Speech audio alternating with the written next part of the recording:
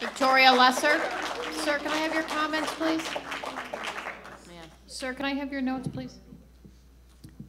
My name is Victoria Lesser, and I'm choosing to represent the generations who haven't even been born yet, who, when they do come to this earth, deserve to have water and air like we did.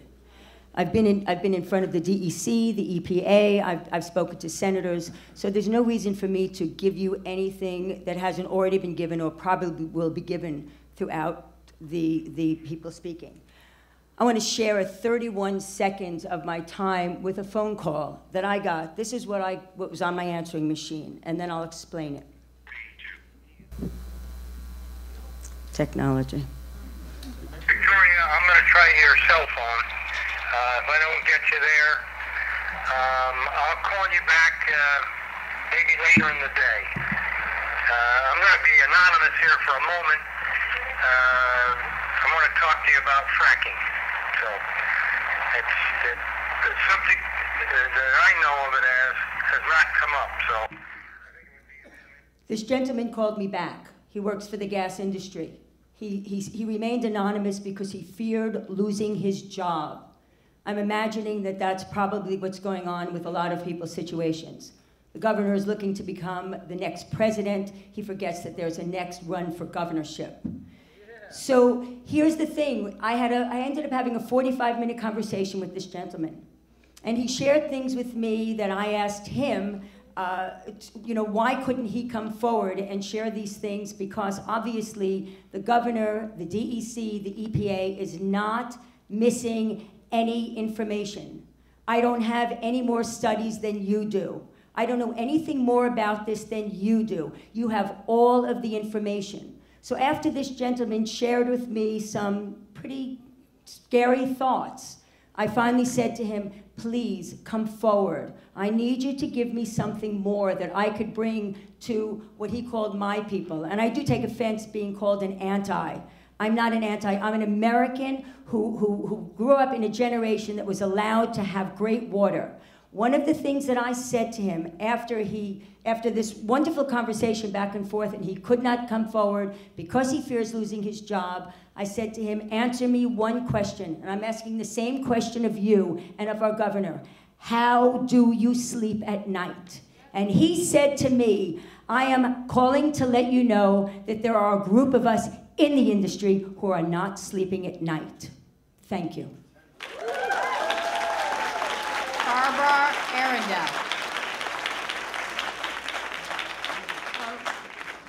My name is Barbara Arundel. I'm the Director of Damascus Citizens for Sustainability. Having comments for 3 different regulatory pieces covered in the same hearing is not right. Each should have their own separate hearings. In the SGEIS, there is a dismissal of the possibility of migration from the formation layers to the aquifer layers. From the SGEIS itself, the executive summary on pages 11 and 12 contains these quotes, quote, no significant adverse impact to water resources is likely to occur due to underground vertical migration of fracturing fluids through the shale formations. The developable shale formations are vertically separated from potential freshwater aquifers by at least 1,000 feet of sandstones and shales of moderate to low permeability. And also, the induced fractures create a pathway to the intended wellbore, but do not create a discharge mechanism or pathway beyond the fractured zone where none existed before. Accordingly, there is no likelihood of significant adverse impacts from the underground migration of fracturing fluids, unquote. These are unproven, unverified assertions. The United States Geological Survey has published, Ryder et al., that gas has moved 50 miles and more horizontally and, quote, migrated vertically at least 1,000 feet through relatively impermeable shale and carbonate, probably facilitated by fractures and faults, unquote. Where the mixture that is natural gas goes, so too will any associated fluids over time. In the Susquehanna River Basin, besides the certified by the PADEP 9 square mile contaminated aquifer area in Dimock, PA, there is an area over 60 square miles with, quote, gas migration, unquote, from Wysocks to Wyalusing to Wilmot Township to Terry Township in Bradford County. PADEP fined Chesapeake $900,000 for this and ordered a, quote, halt, unquote, to the gas migration. This started over a year ago and has not been halted and is unfixable. PADEP points to some unfracked horizontal gas wells miles from the river as the source of the continuing contamination, though there are many more may be involved. The SGEIS does not include reliable modern information on faults and fractures in New York State. Specifically, Robert Jacoby's peer-reviewed paper from 2002 that showed many faults and fractures, quote, a web of basement faults that crisscross New York State, unquote. Why does the SGEIS reach all the way back to 1977 to its map of faults? Figure 4.13 shows essentially no faults and fractures where the shale is. Is this a deliberate deception? The SGEIS should be withdrawn and the Jacoby information considered. What is happening in the Susquehanna River Basin in PA will happen in New York. You cannot deny reality by grasping at ignorance. Thank you, ma'am. Bruce Ferguson.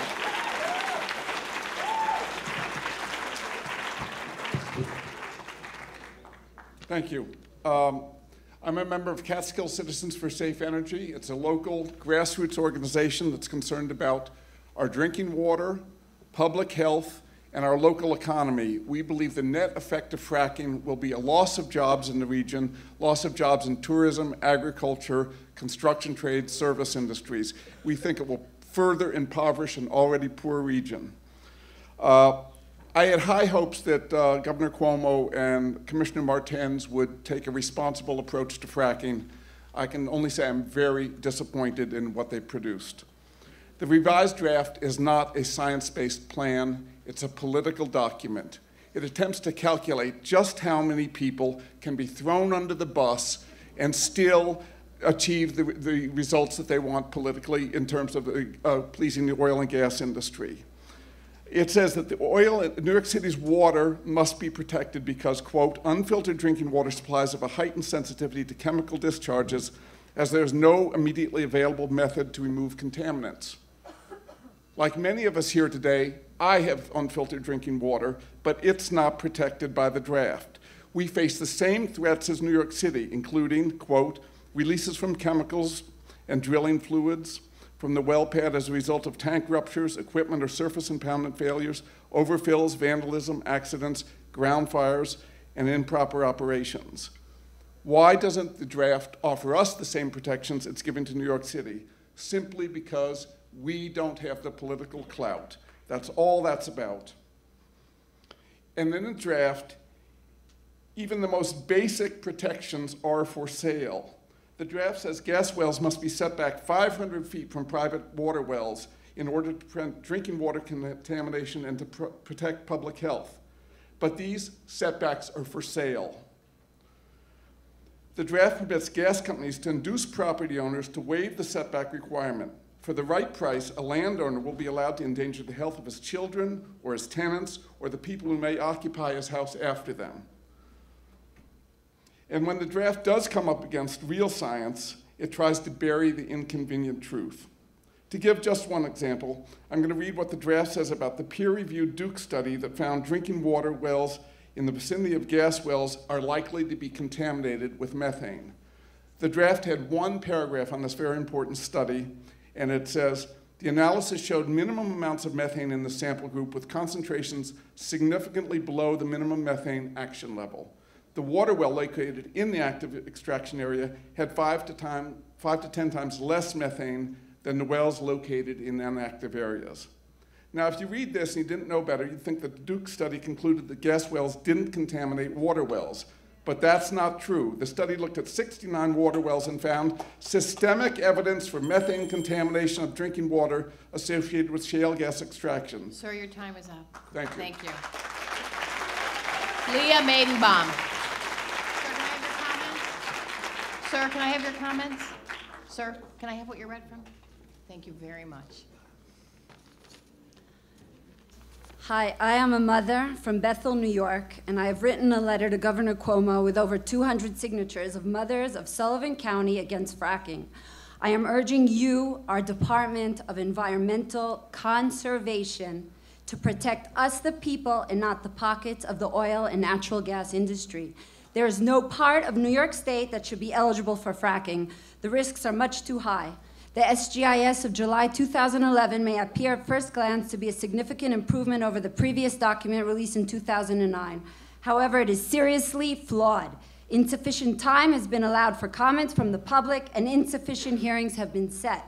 This proposed SGEIS will protect some drinking water supplies like New York City watershed, but not others like our precious Delaware River Basin, which supplies water to over 15 million people. If fracking isn't safe for New York City drinking water, it surely isn't safe for the drinking water of the rest of New York State. This proposed SGEIS plan to track the solid and liquid wastes that are generated in connection with fracking sounds positive until we read the fine print that you, the DEC, are leaving the tracking of these toxic wastes up to the gas industry operators. We all know and have seen what happens when the gas industry is asked to police itself. Even more upsetting is that the New York State Department of Environmental Conservation is still not classifying some of the waste that normally qualifies as hazardous as hazardous. That means that fracking waste and even worse, radioactive sludge would be sent to treatment facilities that are not able to properly treat it. No one can assure us that these toxic fluids won't present a threat to our drinking water supplies in the years and decades to come. The reality is that no amount of regulation, no amount of permitting guidelines, no amount of laws and ordinances can protect our water and our communities from a reckless industry. We work hard to raise and feed our children and depend on our governmental agencies to protect us. Nobody can convince us that our children and grandchildren's health, water, and air are less important than our gas. We strongly urge you, as our Department of Environmental Conservation, to stop our governor, who seems to be in such a rush to frack New York State. I have one more thing. You can fool some of the people all of the time, and all of the people some of the time, but you can't fool all the people all the time, and that's Abraham Lincoln. Ma'am, can I have your comments? Ma'am, can we have a copy of your comment? Carla Fisk.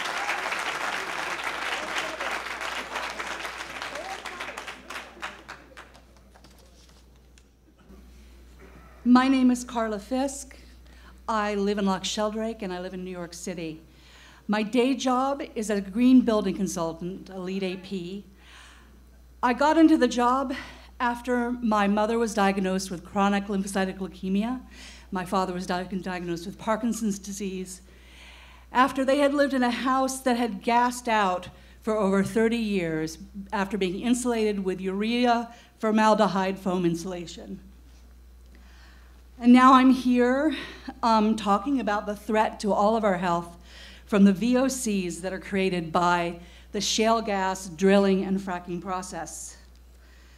Many people have addressed many of the issues that I wanted to address here today. So give me a moment to glance at my notes and address something that hasn't been addressed. Primarily, DEC, the draft supplemental generic environmental impact statement on hydrofracking is gravely deficient, with errors and omissions that, if approved, would be disastrous to the health, safety, and economic future of all New York citizens. There is so much wrong with it that it would take me 3,000 minutes to comment on it, not 3. In fact, it should be withdrawn. Until then, here are just a few of the most dangerous errors and omissions, or some of the dangerous errors and omissions in the draft SGEIS.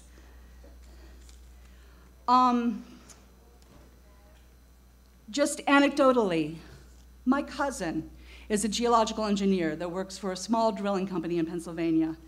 100% of his job is going from drill site to investigate reports of methane migration into drilling water wells, drinking water wells, excuse me. Almost every one of those reports checks out with methane having migrated from the gas well into the drinking water well. This is common. This is what happens every time a gas well is drilled to prepare for fracking. It's the price of doing business, the price that we would have to bear. Secondarily, second issue, regarding the draft SGEIS. Emergency services. The section on emergency services simply requires that gas drillers have a plan. A plan. Here in the Catskills in the southern tier, we have small communities that are struggling, as we've heard people say earlier, just to cover the basics. We don't have the money or the funds or the people to do it, to handle it. Thank you. Thank you. Brandy Merdola.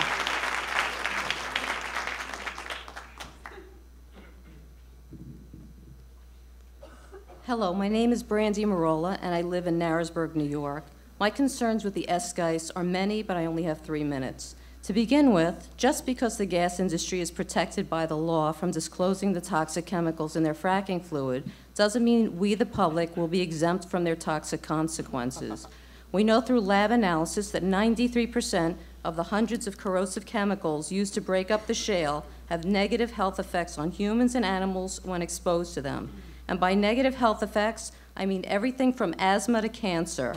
Since there have been no long-term cumulative health studies in New York regarding exposure to this brew, we must not rush into issuing permits before we fully understand the probable, irreversible health effects that have been reported around the country relating to fracking. Carcinogens, neurotoxins, and endocrine disruptors are but a few of the categories of chemicals used in this process, and we, the public, demand from them, protection of our air, water, our farmed foods, and health. The SGEIS has not banned specific deadly chemicals from the fracking fluid, and this poses a very real threat to the health, safety, and welfare of our state's citizens. Fast-tracking fracking is short-sighted, highly irresponsible, and reckless. The fact that the SGEIS regs do not classify fracking waste as hazardous is unconscionable.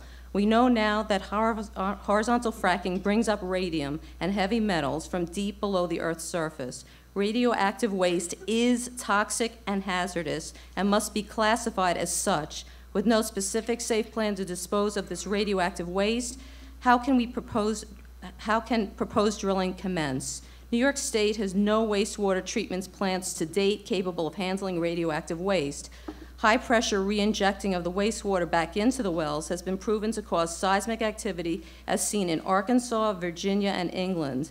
Is this a risk that we are willing to take with New York's fault lines? 5 years into the production life of all wells, there will be a need to dispose of tens of thousands of hot radioactive pipe lengths once the radium, which is soluble in water, begins to calcify and clog the insides of the pipes in a well. That, too, is an enormous amount of hazardous waste and needs to be addressed realistically.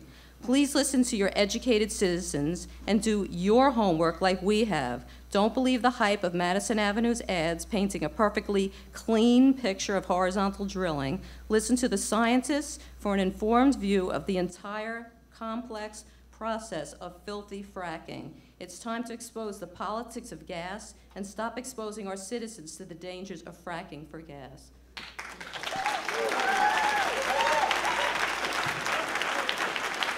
At this time, I'd like to call up speakers 41 through 50.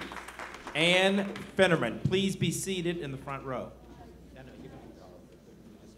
If you've spoken to, if you could leave the front row for the next Ann group, Finnerman, Clary Frank, Barbara Beal, Rosalind Cherry, Bill Graby, Sandra Kiskasayan, thank you, Ann Gunther, Dr. Lance Hoffman, this one is simply Myra, and Steve Cohn, and Heidi Goggins. Our next speaker is Susan Van Dolsen.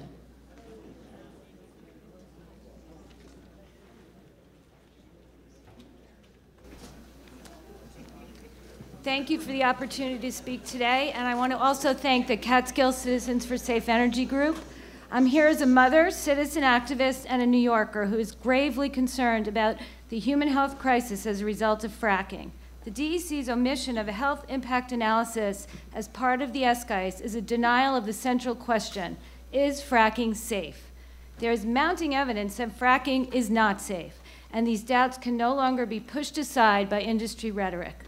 The EPA recently released results from testing water wells in drilling areas in Pavilion, Wyoming. On a November 10th article in ProPublica, it states, quote, "The Pavilion area has been drilled extensively for natural gas over the last 2 decades and is home to hundreds of wells. Some residents say they suffer neurological impairment, loss of smell, and nerve pain they associate with exposure to pollutants. Moreover, quote, the chemical compounds the EPA detected are consistent with those produced from drilling processes. Due to increased concerns, the EPA also has initiated a study on fracking and drinking water, which will be completed in 2 parts in 2012 and 2014. Yet another case of contamination was documented in a press release issued by the Federal Agency for Toxic Substances and Disease Registry, the ATSDR, on November 11th. 7 residential drinking wells in Bradford County, in Pennsylvania, were tested after a well blowout occurred in April. Several of these wells showed elevated methane and salts, and, quote, the available data suggests to ATSDR that a well was impacted by natural gas. This is proof of the causal link between fracking and water contamination. For the past 2 years, renowned physicians representing thousands of other health professionals, including the American Academy of Pediatrics, have written letters to the DEC, DOH, and Governor Cuomo calling for a health impact analysis. Yet this critical component is still absent today as we gather here to discuss the SGEIS. Last week, a coalition of health professionals representing 103,000 New Yorkers diagnosed with cancer sent another letter to Governor Cuomo documenting links to increased cancer risks from fracking and addressing the huge human and economic costs involved. But despite all of these requests, not only has the Department of Health refused to advocate for an HIA, it actually signed off on this document despite the multitude of unanswered health questions. In fact, during the Assembly hearing on October 6th, Commissioner Martens of the DEC stated that the DOH took an active role and was instrumental in establishing the setbacks with the DEC. I was so surprised when I heard this that I called the DOH and spoke to one of their employees who corroborated this allegation. Therefore, as a New York City citizen, I believe the SGEIS must be withdrawn until the DEC and DOH together call for a cumulative health impact analysis. Susan DeLone.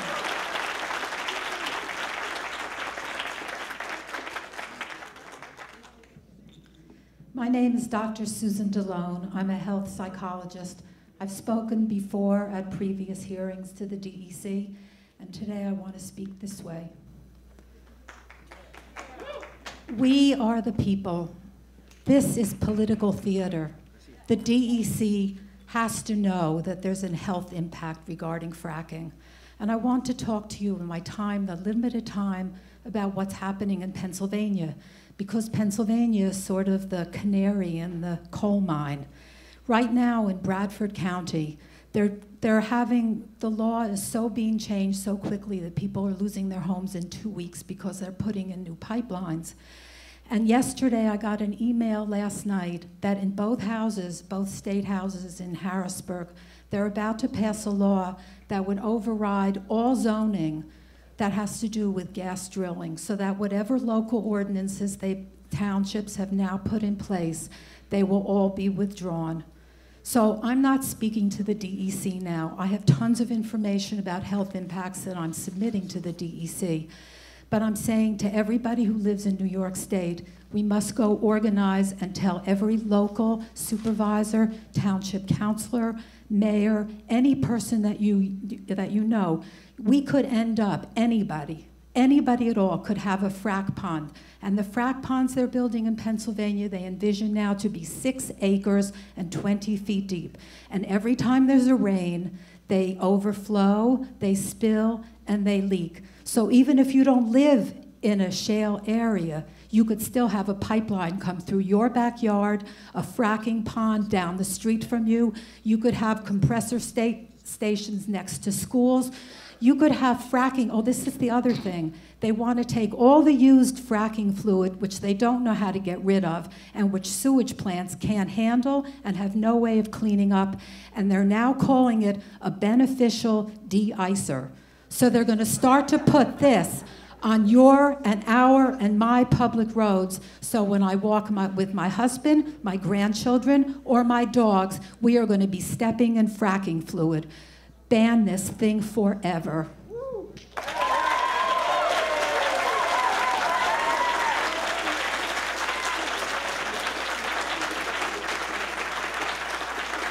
For the benefit of our court reporter, the sound in here is not great if there's chatting in the audience, even if you're trying to talk quietly. Unfortunately, it's coming up here fairly easily, and I'm afraid that the court reporter is going to have a hard time with some of the comments. So if you keep your conversations in the audience down, please, so that we don't have that problem. Our next speaker is Carolyn Martin.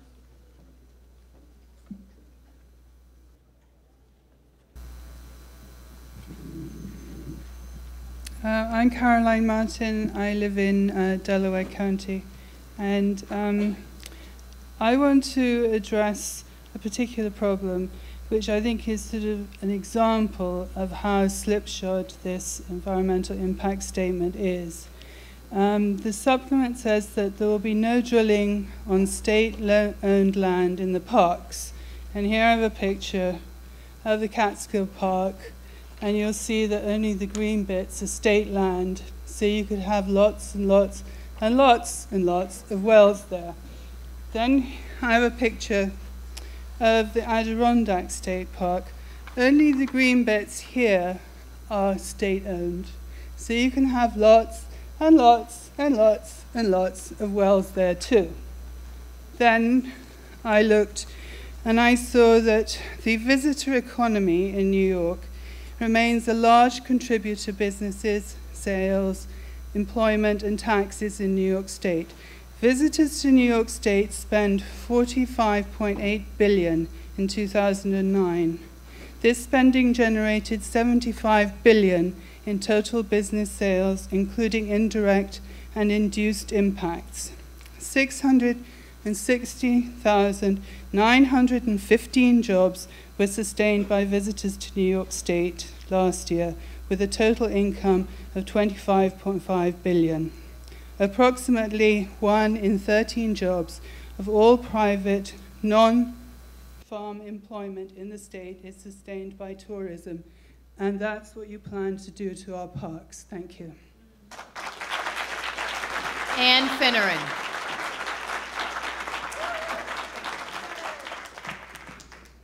From the November 20th New York Times Magazine article, The Fracturing of Pennsylvania, about a township in central PA. Quote, every hour while fracking, workers walked the temporary plastic pipeline full of chemical water that ran between his site and the pond near Stacey Haney's home. While walking the line, workers discovered several cracks that spilled frack water on the frozen ground. Such cracks are not unusual. We all know they leak, one range employee wrote in an internal email, close quote. The article describes how Stacey Haney and her family have all become ill from toxins. Several of her animals have died, and her children have had to leave home since fracking began on her property. Farther north in Bradford County, PA, which is where I had my honeymoon because it was so beautiful, the land was planned for Marie Antoinette if she ever came here. It's called the Asylum Land. The friend of a colleague of mine recently spoke with 2 gas workers in a trench there. They were welding seams in a large pipeline for natural gas transport. According to the workers themselves, neither was certified to weld, nor did either have any welding experience. No wonder pipes leak. Such situations are egregious to the point of criminal. The industry chiefs continue to claim there is no proof. Yet a worker said in an email, we all know they leak. The Department of Environmental Conservation's own mission statement seeks to provide for the operation and development of oil and gas properties. Side by side, the industry chiefs and DEC seek or say fracking is safe, yet also admit accidents will happen. I ask you, how can knowing pipes leak and accidents will happen reconcile with the claim that fracking is safe? Monetary fines are not a regulatory solution. Six-figure fines are a paltry slap on the wrist to a multi-billion-dollar industry that will budget fines as expenses and no doubt write them off on the taxpayers' backs. The DEC does not have enough staff to catch each and every one of these violations, which, like the pipe cracks in the article, are probably not considered unusual by the workers. When an industry is as cavalier and criminally negligent as these instances illustrate, not only should the companies responsible and their owners lose their right to frack altogether and anywhere, they should be subject to severe penalty under penal codes for placing the health of the ecology and the citizenry at such risk. Speaking about jobs, I can't read it, which is not actually the DEC's job to, oh, okay. Ma'am, can I have your comments that you read from?